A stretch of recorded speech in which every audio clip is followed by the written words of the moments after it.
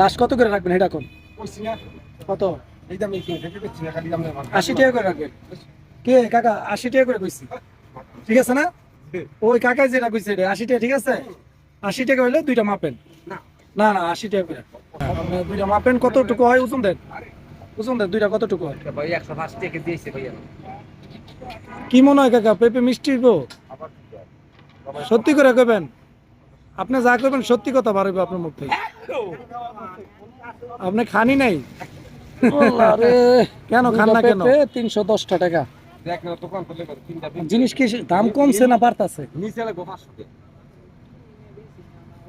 কত কেজি পেঁপে বাবু পেঁপে পেঁপে পেঁপে কেজি নাকি পিস পেঁপে দুইটা কিনলাম, একটা দিয়ে দিও।